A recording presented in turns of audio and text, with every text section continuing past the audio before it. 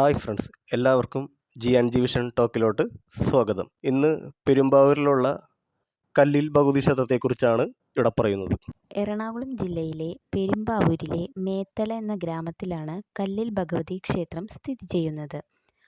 9-ാം നൂറ്റാണ്ടിൽ സ്ഥാപിച്ച കേരളത്തിലെ ഒരു പ്രശസ്തമായ ജൈനക്ഷേത്രമായിരുന്നു കല്ലിൽ ക്ഷേത്രം. 28 ഏക്കർ വിസ്തീർണമുള്ള ഒരു കാട്ടിലാണ് ക്ഷേത്രം സ്ഥിതി ചെയ്യുന്നത്.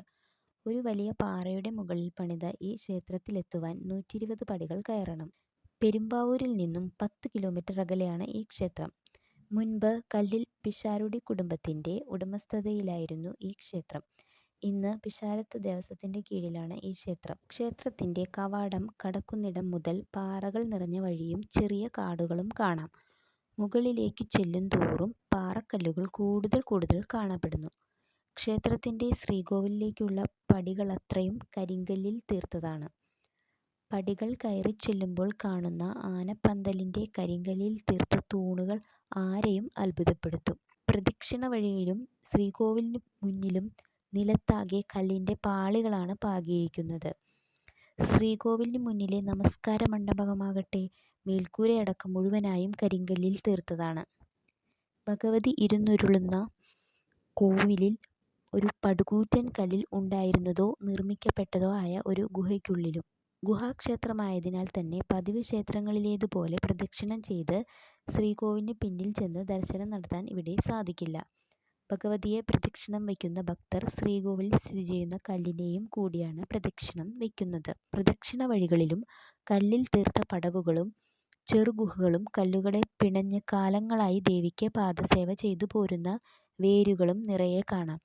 ഇങ്ങനെ അക്ഷരാർത്ഥത്തിൽ കല്ലിൽ അരുളുന്ന ദേവിയെയാണ് ഇവിടെ വന്നാൽ കാണാനാവുക. ഭീമാകാരമായ പാറയുടെ അടിഭാഗത്ത് ഗുഹയിലാണ് കല്ലിൽ ഭഗവതിയുടെ പ്രതിഷ്ഠ.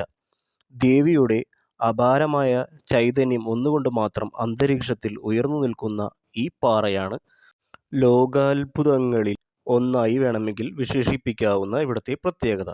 75 അടി നീളവും 45 അടി വീതിയും 25 അടി ഉയരവും മതിക്കാവുന്ന ഈ ഭീമൻ പാറ ശാസ്ത്രലോകത്തിനും ചരിത്രാന്വേഷകർക്കും മുന്നിൽ ഒരു പ്രഹേളികയായി ദേവീ സംരക്ഷണത്തിൽ നിലകൊള്ളുന്നു. കല്ലിൽ ക്ഷേത്രം ആര്യാധിപത്യകാലത്തിനു മുമ്പ് പ്രസിദ്ധമായ ഒരു ജൈന ഗുഹാക്ഷേത്രമായിരുന്നു. പിന്നീട് ബ്രാഹ്മണാധിപത്യകാലത്തോടെ സങ്കല്പങ്ങളും പ്രതിഷ്ഠയും ബ്രാഹ്മണീകരിക്കപ്പെട്ടു.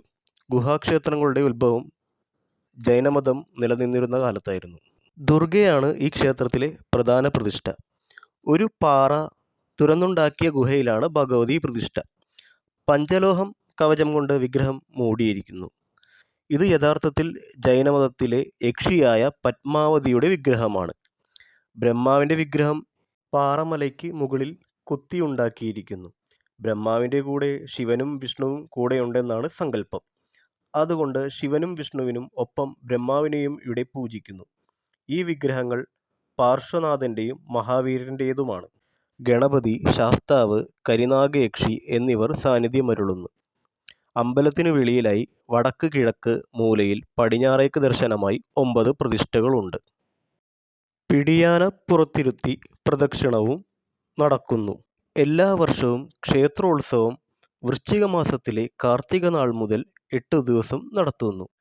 കല്ലിൽ പിഷാരോടിയുടെ ജൈനമത പിന്മുറക്കാരായ ഒല്ലി സമുദായാംഗങ്ങൾ ജൈനദേവന്മാരായ പാർശ്വനാഥൻ, മഹാവീരൻ, പത്മാവതി ദേവി എന്നിവരെ ഇവിടെ ആരാധിക്കുന്നു. ക്ഷേത്രത്തിൻ്റെ ശ്രദ്ധാകേന്ദ്രമായ ഭീമൻപാറ അന്തരീക്ഷത്തിൽ ഉയർന്നു നിൽക്കുന്നതിനെക്കുറിച്ച് പല ഐതിഹ്യങ്ങളുമുണ്ട്. ഒരു കാലത്ത് നിബിഡ വനമായിരുന്ന ഈ പ്രദേശത്ത് വനവിഭവങ്ങൾ ശേഖരിക്കാൻ എത്തിയവർ കാനനമധ്യത്തിൽ ദേവി ചൈതന്യം തുടിക്കുന്ന സുന്ദരിയായൊരു സ്ത്രീ കല്ലുകൊണ്ട് അമ്മാനമാടി കളിക്കുന്നത് കണ്ടുവത്രേ. വനമധ്യത്തിൽ കണ്ട സുന്ദരി ആരെന്നറിയാൻ ആകാംക്ഷയോടെ അവർ അടുത്തു ചെന്നപ്പോഴേക്കും ആ സുന്ദരി അമ്മാനമാടിക്കൊണ്ടിരിക്കുന്ന കല്ലുകൾ മറയാക്കി ഗുഹയിൽ ഒളിച്ചു. ആ സുന്ദരരൂപിണി കല്ലിൽ ഭഗവതിയായിരുന്നു. അമ്മാനമാടിയപ്പോൾ മുകളിലേക്ക് പോയ കല്ല് മേൽക്കൂരയായും താഴേക്ക് പതിച്ച കല്ല് ഇരിപ്പിടമാവുകയും മാറിയെന്നാണ് ഐതിഹ്യം. വീഡിയോ ഇഷ്ടമാവുകയാണെങ്കിൽ ലൈക്ക് ചെയ്യാനും സബ്സ്ക്രൈബ് ചെയ്യാനും ഷെയർ ചെയ്യാനും മറക്കരുതേ.